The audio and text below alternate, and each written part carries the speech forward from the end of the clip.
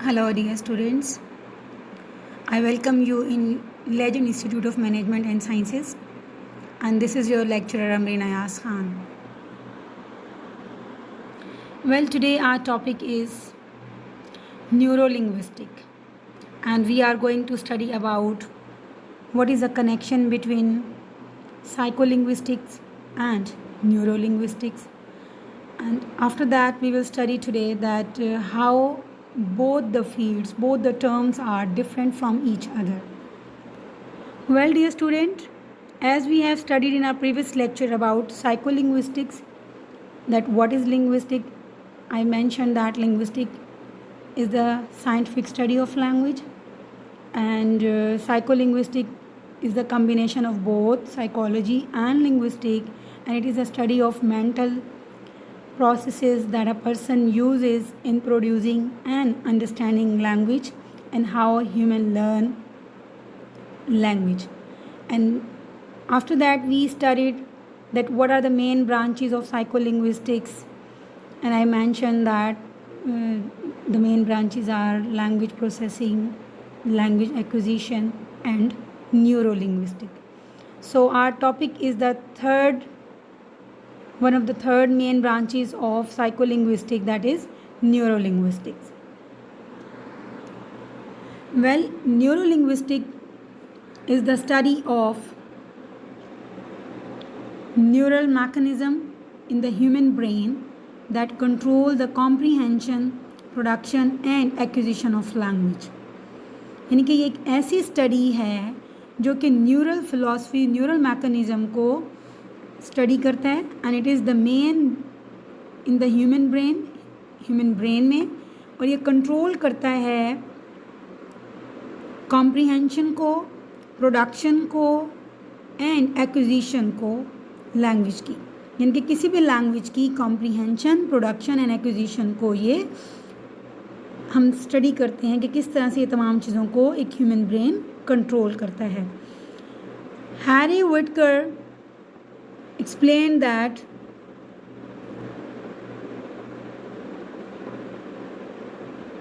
neuroscience, linguistics, cognitive science, neurobiology, communication disorder, and neuropsychology and computer sciences, these all are the interdisciplinary fields of neurolinguistics. और ये उन्होंने अपने एक journal में बताया था, the journal of neurolinguistic in 1985. Well, my dear student,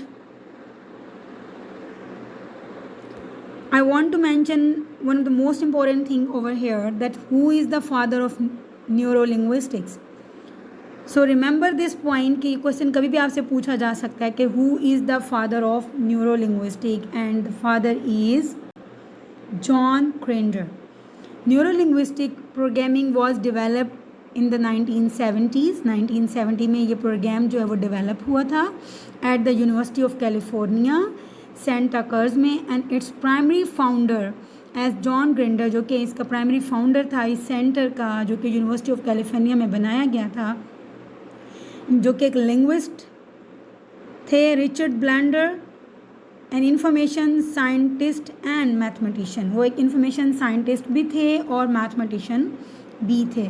सो यहाँ पे आपने ये पॉइंट जो है बिल्कुल भी नहीं भूलना कि John Grinder is the father of न्यूरोलिंग्विस्टिक्स.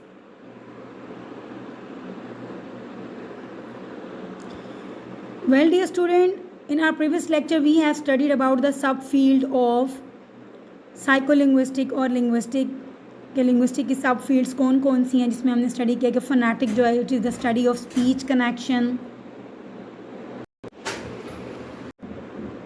सब field phonetic is the study of speech sounds, and research question in neurolinguistic में इस फील्ड से रिलेटेड कौन से हो सकते हैं, that how the brain extract speech sounds from an acoustic signal, and how the brain separate speech sound from background noise.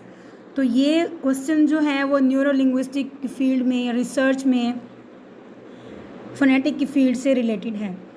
Second our sub field is phonology.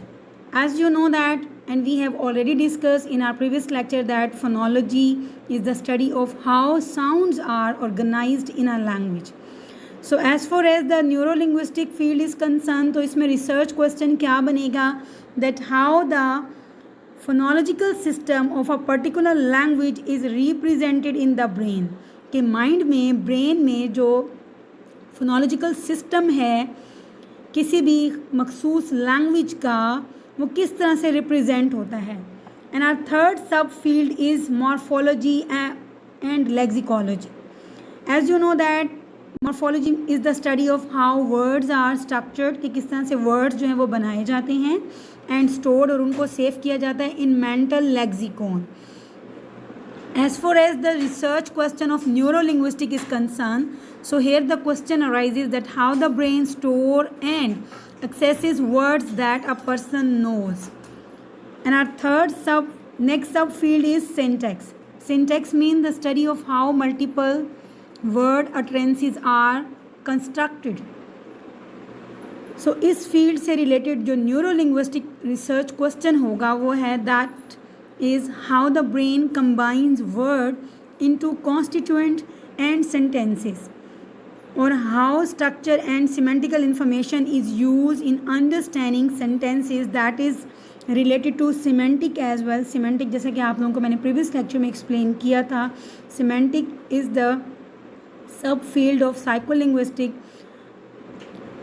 and linguistic, and that is the study of how meaning is encoded in language, कि किसी भी language में meaning को किस तरह से understand किया जाता है, इनकोड किया जाता है. So I hope that all the sub field of linguistics are clear now.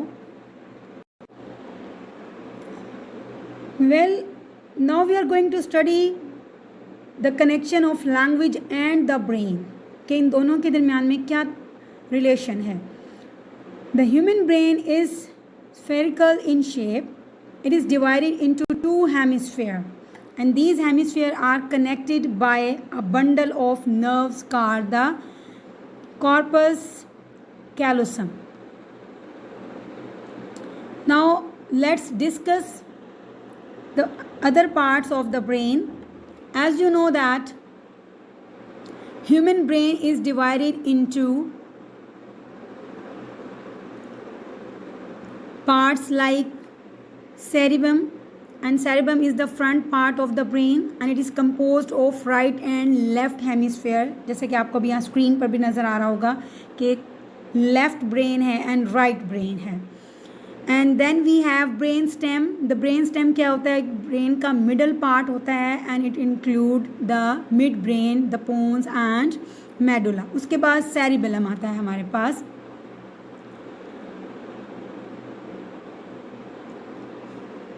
And the brain can be divided into 3 basic units. Overall अगर हम देखें तो ब्रेन की जो है वो 3 टाइप्स होती हैं, 3 बेसिक यूनिट्स होते हैं, the fore brain, mid brain and hind brain.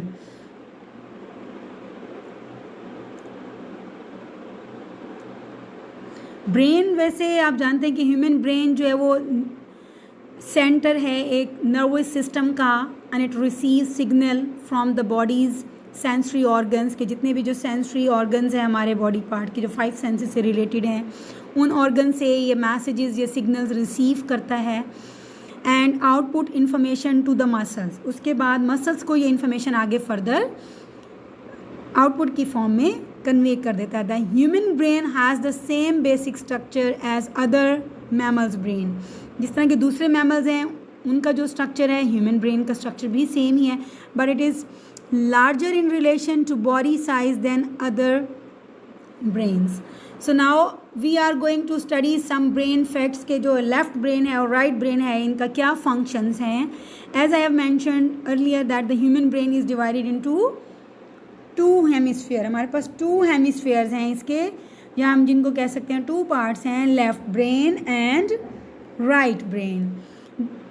And these are connected by a bundle of nerve fiber जिनको हम कहते हैं corpus callosum. The hemispheres are strongly though not entirely symmetrical.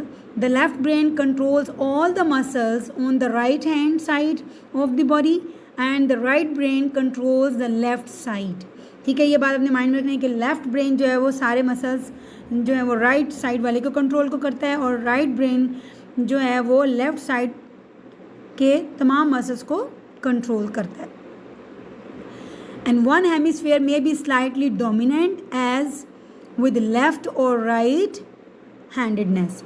The popular notion about left brain. अब left brain को हम देखते हैं कि लेफ्ट ब्रेन के बारे में जो बहुत ही पॉपुलर नोशन है वो ये है कि left brain and the right brain qualities are generalization that are not well supported by evidence. The left brain contains region involve in speech and language. ठीक है, आपके सामने पिक्चर में भी आपको नज़र आ रहा होगा कि स्पीच और लैंग्वेज से रिलेटेड जितने भी डोमेन्स हैं वो लेफ़्ट ब्रेन में ऐड होती हैं. Left brain contains regions involve in speech and language, जैसे कि मैं आगे चल के आपको बताऊंगी कि Broca's areas and Wernicke's areas respectively, इस एरियाज़ को, इन तमाम एरियाज़ को जो है वो लेफ़्ट ब्रेन जो है वो कंटेन करता है. And also associated with mathematical calculation and facts, जैसे कि हॉलैंड ने भी बताया था. इसमें हमारे पास कौन कौन से जो हैं वो डोमेन्स हैं. एक तो logic, analysis, sequences, linear mathematics, language, facts, think in words and words of song and computation. ये तमाम जो एरियाज़ हैं these are related to, these are located in left brain. So अब हम देखते हैं कि राइट ब्रेन में कौन कौन से एरियाज़ मौजूद हैं. The right brain plays a role in visual and auditory processing. ठीक है, विजुअल और ऑडिटरी के प्रोसेस से जितने भी रिलेटेड मैटर्स हैं वो राइट ब्रेन में जो है वो से रिलेटेड हैं. And spatial skills and artistic abilities, more instinctive और क्रिएटिव थिंग्स जितनी भी हैं वो तमाम राइट ब्रेन से, इसको हम जो है वो राइट हेमिस्फीयर का नाम भी दे सकते हैं, इससे रिलेटेड है. Everyone use both halves at the same time, क्योंकि माइंड, इंसान जो है वो लेफ़्ट ब्रेन भी और राइट ब्रेन को at the same time use कर रहा होता है. तो इसमें जो एरियाज, जो डोमेन है राइट ब्रेन में, we have creativity, imagination, holistic things, intuition, arts या मोटर स्किल जिसको हम कह सकते हैं, रिदम या बीट्स, टोन से रिलेटेड, नॉन वर्बल फीलिंग्स हैं, विजुअलाइजेशन है, ट्यून ऑफ सॉन्ग्स है, एंड डे ड्रीमिंग. यानी कि विजुअलाइजेशन, क्रिएशन और इमेजिनेशन से रिलेटेड जितने भी हमारे पास जो फील्ड्स हैं, एरियाज़ हैं, वो राइट हेमिस्फीयर या राइट ब्रेन से इंटरकनेक्टेड हैं, रिलेटेड हैं. The outer layer of the brain is called cerebral cortex. Outer brain क्या कहलाती है इसकी? सेरिबल कॉर्टेक्स कहलाती है. ये बात आपने जो है वो अच्छे से जहन नशीन कर लेनी है. सेरिबल कॉर्टेक्स क्या होती है dear student? It is the thin layer, एक थिन लेयर होती है ब्रेन में. ठीक है, जिस तरह आपको ये लेयर नज़र आ रही है, थिन लेयर है ब्रेन में, that covers the outer portion. जितना भी आउटर पोर्शन है ब्रेन का ये उसको कवर करती है. और मिनिमम इसका जो एक अप्रॉक्सीमेटली साइज़ है 1.5 mm to 5 mm भी होता है ऑफ द सेरिब्रम का. It covered by the meninges and often referred to as grey matters. The cortex is grey. Cortex भी आपको जो ग्रे लाइन नज़र आ रही है, ग्रे है because nerves in this area lack the insulation that make most other parts of the brain appears to be white. आगे देख लेते हैं कि इसका मेन फंक्शन क्या है सेरेब्रल कॉर्टेक्स का. सेरेब्रल कॉर्टेक्स जो है is made up of several billion nerves. तो ये पॉइंट आपने माइंड में रखना है कि सेवरल बिलियन नर्व्स जो हैं मिलकर सेरेब्रल कॉर्टेक्स को बनाती हैं. Now here the question arises कि what is the main function of cerebral cortex. इसका मेन फंक्शन क्या होता है? The cerebral cortex is responsible for many higher order brains function, जैसे कि सेंसेशन है, परसेप्शन है, memory, association, thought and voluntary physical action जितने भी हैं वो हमारे तमाम सेरेब्रल कॉर्टेक्स से बिलोंग करते हैं. The cerebrum is the large main part of the brain and serves as the thought and control center के तौर पर ये serve करता है. Now the next point is the cerebral cortex जो है वो further divide होती है into 4 lobes.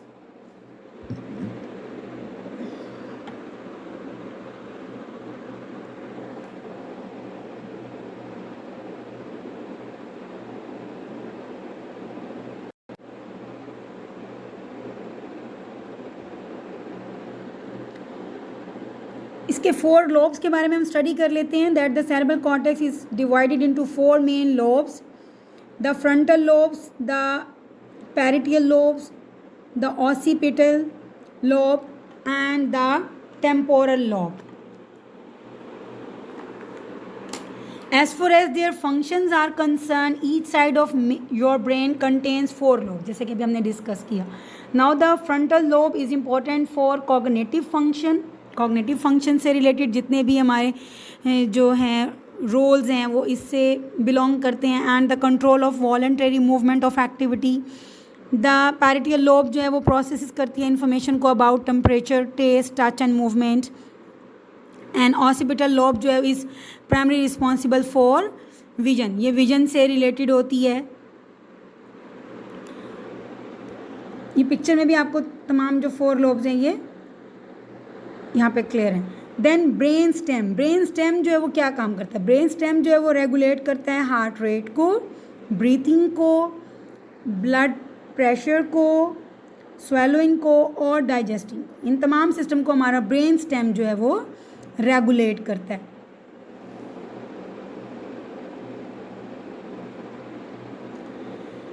Now as far as the mind areas are divided, so here I am going to tell you few of the areas which are being divided by the some anthropologist और physicians. So Broca's area, तो अब mind में वो कौन सा area है जो कि ब्रोकाज एरिया कहलाता है? So basically this area is named after Paul Broca. Paul Broca कौन है? एक फ्रेंच फिजिशियन हैं, एंथ्रोपोलॉजिस्ट हैं. और ये एरिया क्या है? इज़ अ स्मॉल पैच, एक छोटा सा पैच है in the interior mean front of the temporal lobe. ये जो आपको रेड कलर का नज़र आ रहा है इसमें, ये वाला area of the language dominant hemisphere. Language dominant hemisphere वाला जो ये एरिया है that is called Broca's area. Next we have Wernicke's area.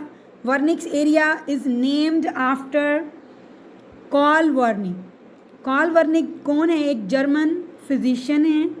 It is a large area then it is larger than the Broca's. ये Broca के area से जो थोड़ा सा जो वो बड़ा एरिया है और ब्रेन में. And located further towards the posterior, यानी कि बैक ऑफ द ब्रेन में ये मौजूद होता है. As far as the Broca's areas and Wernicke's areas are concern कि ये किस तरह से हेल्प करते हैं हमें. Broca's areas help in producing coherent speech. ठीक है, ये आप इसको माइंड में रखें कि ये प्रोड्यूस करता है ब्रोकाज एरिया कोहेरेंट स्पीच को प्रोड्यूस करने में इंसान की हेल्प करता है. On the other hand Wernicke's area helps in speech processing and understanding of language. किसी भी लैंग्वेज को समझने में और उसके स्पीच के प्रोसेस में हेल्प आउट करता है.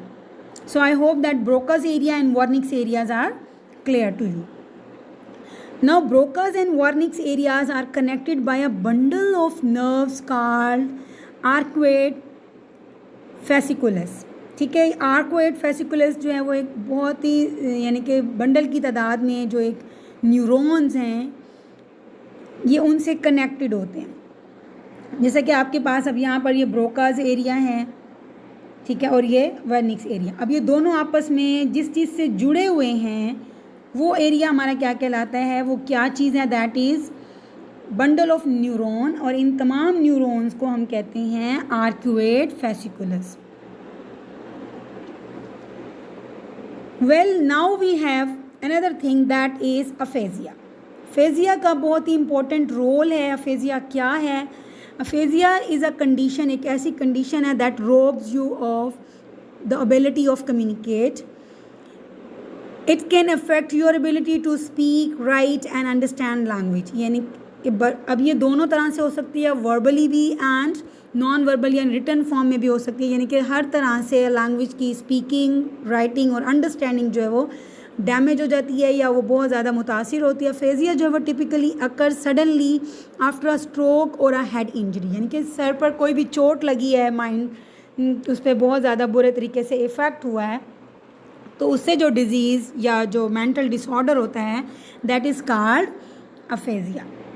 अब इसकी डेफिनेशन हम देखते हैं जो कि कार्टिज ने 1985 में दी थी। That is an acquired loss of language due to cerebral damage characterized by error in speech comprehension and word finding difficulties, and it is a language disorder that results in brain damage caused by disease or trauma। और ये definition जो है वो दी थी फ्रॉमकिन roadmap ने। सो जैसे कि aphasia को हम डिस्कस कर चुके हैं, अफेजिया की फर्दर जो है वो आगे 3 टाइप्स हैं।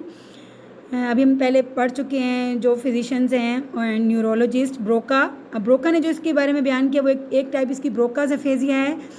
The person experiences difficulties in the production of fluent speech and use of lexical word।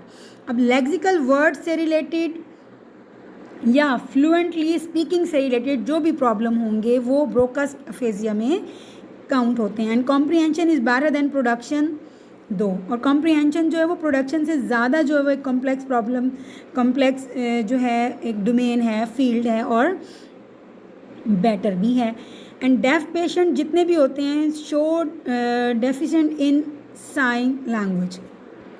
अब सेकंड जो इसकी अफेजिया की टाइप है वो है वर्निक्स अफेजिया। वर्निक्स ने जो अफेजिया के बारे में जो बयान किया वो है it is characterized by severe difficulties in comprehension but quite fluent speech. यानी कि कॉम्प्रीहेंशन में तो उनको स्वेयर किस्म की डिफ़िकल्टीज फेस करता है इस अफेजिया वर्निक्स अफेजिया का जो पेशेंट होगा, which is often abstruse and may include nonsense words. यानी कि इस तरह के नॉन सेंस और स्टूपिड किस्म के वर्ड जो हैं वो लोग या इसके पेशेंट जो हैं वो आर्टिकुलेट करते हैं। And the third type of aphasia in which the accurate fasciculus suffers damage वो है conduction aphasia.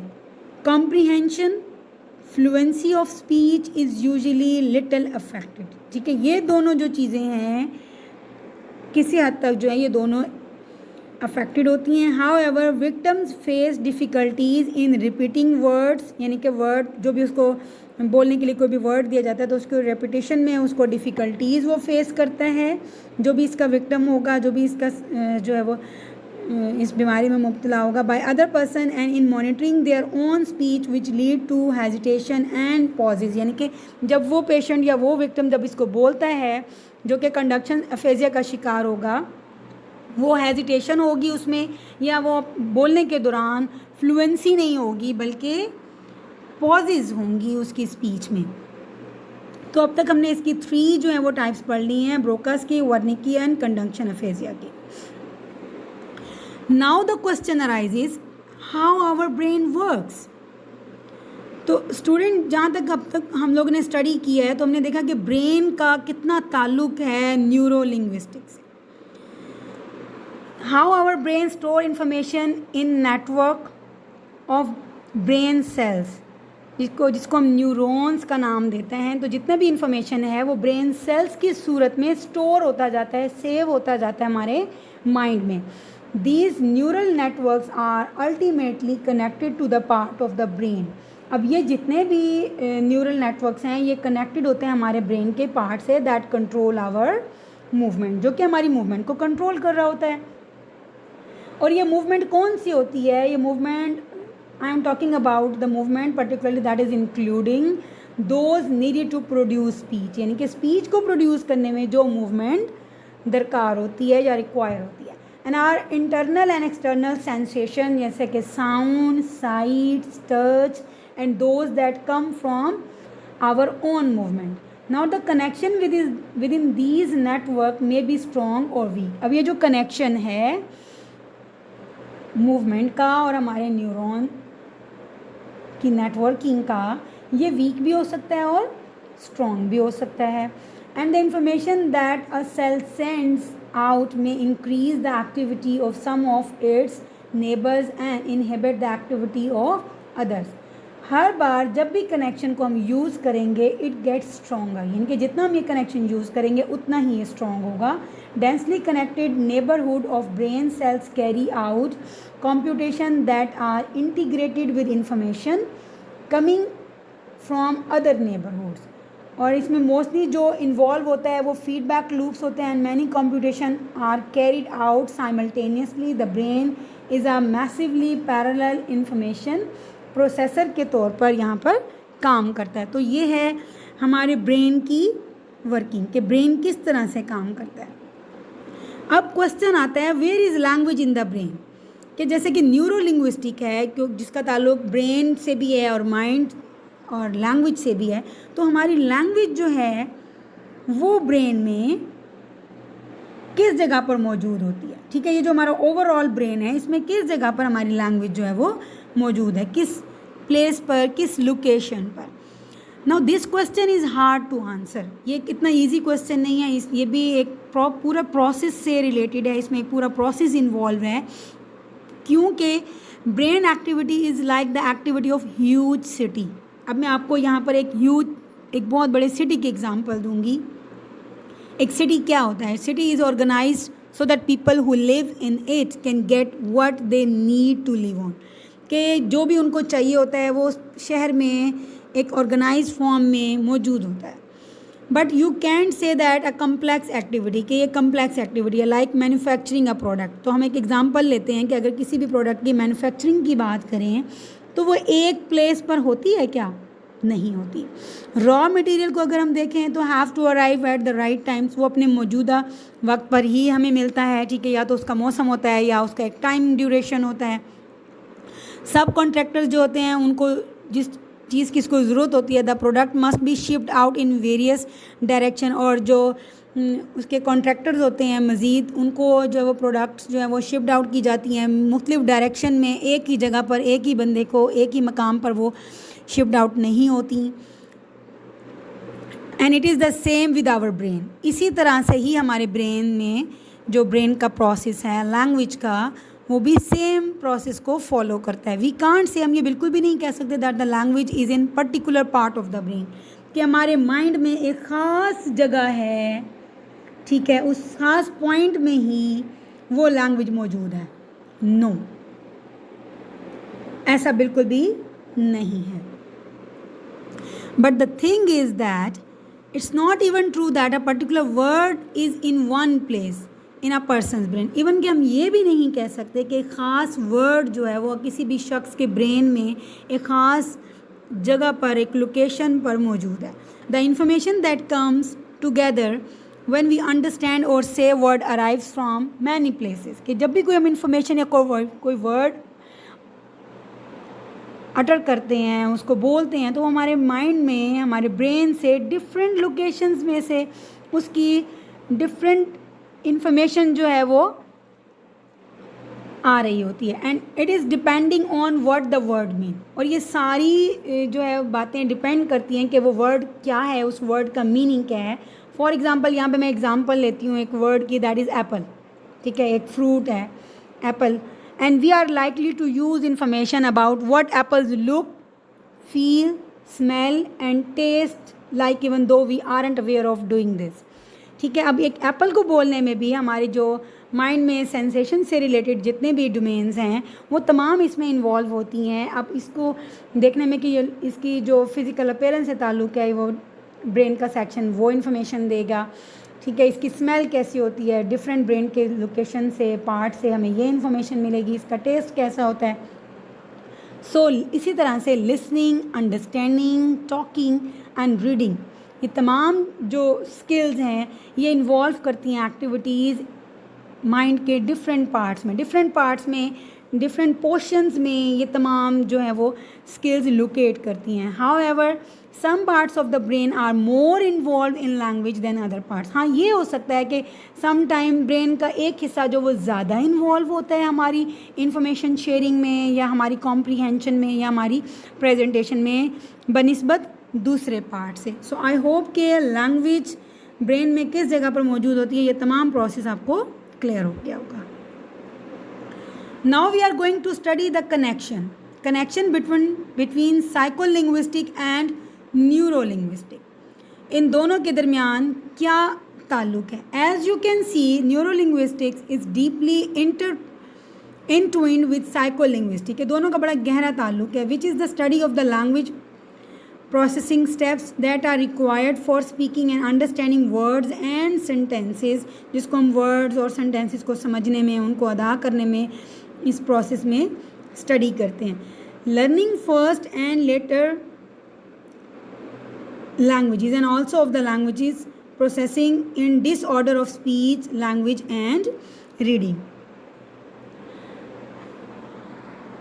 Next we are going to study the differences between psycholinguistic and neurolinguistic. जैसा कि हमने देखा कि बहुत ज़्यादा आपस में इनका जो है वो कनेक्शन है, सिमिलैरिटीज़ हैं, माइंड से, लैंग्वेज से रिलेटेड हैं, मगर इनमें कुछ डिफरेंसेस भी हैं. इसकी डिटेल को हम बाद में डिस्कस करते हैं. But in one word or in major form or terms, we can say that a noun that difference between psycholinguistic and neurolinguistic is that psycholinguistic is the study of the comprehension and production of language. कि हमने देखा कि language की production को और comprehension के study करने को हम साइकोलिंग्विस्टिक कहते हैं, और ये स्पोकन रिटन फॉर्म में हो सकती है. On the other hand neurolinguistic is science, and this science is concern with the human main brain mechanism, कि हमारा मेन का जो ब्रेन है वो कैसे वर्क करता है, उसका क्या तरीक़ेकार है, क्या फिलॉसफी है, underlying the comprehension, production and abstract knowledge of language, be it spoken, sign और रिटन. अब साइकोलिंग्विस्टिक जो है और साइकोलॉजी ऑफ लैंग्वेज स्टडी है of interrelation between linguistic factor and psychological aspect को स्टडी करता है. The field is concern with psychological and neurobiological factors that enable human to acquire, use, comprehend and produce language. अब ये जो discipline है ये mainly concern है with the mechanism in which language जो है वो प्रोसेस होती है और रिप्रेजेंट होती है ब्रेन में. अब जो मॉडर्न रिसर्च है वो modern research make use of biology, वो क्या है कि neuroscience, cognitive science, linguistic and information science to study how the brain processes language, and less to no process of social sciences, human development, communication theories and infant development, among others. So there are number of sub-disciplines with non-invasive technique for studying the neurological working of the brain. For example, neurolinguistic has become a field in its own right. अब ये एक अपनी एक field, एक domain, एक जो है वो टर्म बन चुकी है. Initial forays into psycholinguistic were found in philosophical and educational field, due mainly to their location independent other than applied sciences. On the other hand, अब neurolinguistic जो है is the study of neural mechanism in the human brain that control the comprehension, production and acquisition of language. ये तीन चीज़ें हैं जिनको neurolinguistic जो है वो कंट्रोल करती है. ये आपने माइंड में रखना है, इसको बिल्कुल भी नहीं भूलना. और यही तीन फील्ड इंपॉर्टेंट हैं: comprehension of language, production of language and acquisition of language. As an interdisciplinary field, neurolinguistic draw method and theories from fields such as neuroscience, linguistics, cognitive science, communication disorder and neuropsychology. Researchers are drawn to the field from a variety of background, bringing along a variety of experimental technique as well as widely varying theoretical perspective. Much work in neurolinguistics is informed by model in psycholinguistic and theoretical linguistics and is focused on investigate करता है that how brain can implement the processes that theoretical and psycholinguistic propose are necessary in producing and comprehending language. Neurolinguistic study the psychological mechanism by which the brain processes information, कि किस तरह से उसने information को process करना है related to the language, उस खास language से related होगा ये, and evaluate linguistic and psycholinguistic theories using physiology, जो कि हमने इसकी तीन टाइप पढ़ी हैं, aphasia की, brain imaging की, electro physiology की and computer modeling की. सो आई होप के डिफरेंसेस जो है दोनों फील्ड्स का, साइकोलिंग्विस्टिक का एंड न्यूरो लिंग्विस्टिक का, आपको क्लियर हो गया होगा. सो आपने इसको मज़ीद अच्छे से सुनकर समझ लेना है. Take care of yourself. Thank you.